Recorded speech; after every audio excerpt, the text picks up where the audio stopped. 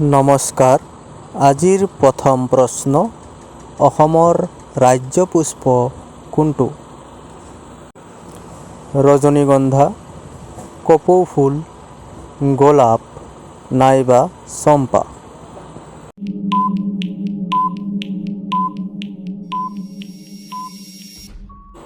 ইয়াৰ শুদ্ধ উত্তৰ হ'ব কপৌ ফুল। দ্বিতীয় প্ৰশ্ন, অসমৰ ৰাজ্য পাখি কোনটো? অপশ্যনছ হ'ল ৰজানী পাখি, ময়ূৰ, ধনেশ নাইবা ঘৰুৱা কহু।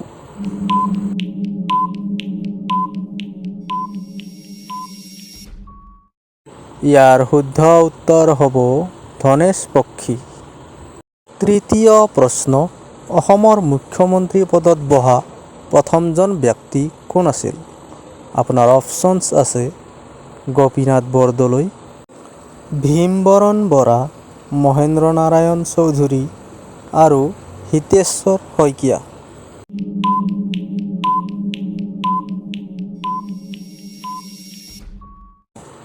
ইয়াৰ শুদ্ধ উত্তৰ হ'ব গোপীনাথ বৰদলৈ। প্ৰশ্ন, কাজিৰঙা ৰাষ্ট্ৰীয় উদ্যান কিহৰ বাবে প্ৰসিদ্ধ? আপোনাৰ অপশ্যনছ হ'ল বাঘ, হাতী, গড় বা সিংহ।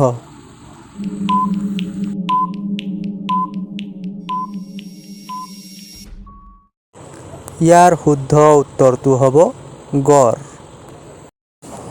আজিৰ অন্তিম প্ৰশ্ন, অসমত কিমানটা জিলা আছে অক্টোবৰ 2025 অনুযায়ী?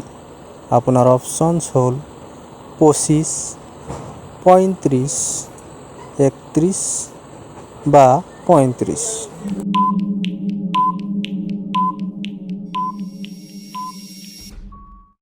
শুদ্ধ উত্তৰটো হ'ব 35। বন্ধুসকল, আগলৈ এনেকুৱা ভিডিঅ' পাবলৈ ভিডিঅ'টো লাইক কৰিব আৰু চেনেলটো ছাবস্ক্ৰাইব কৰিব নাপাহৰিব। ধন্যবাদ।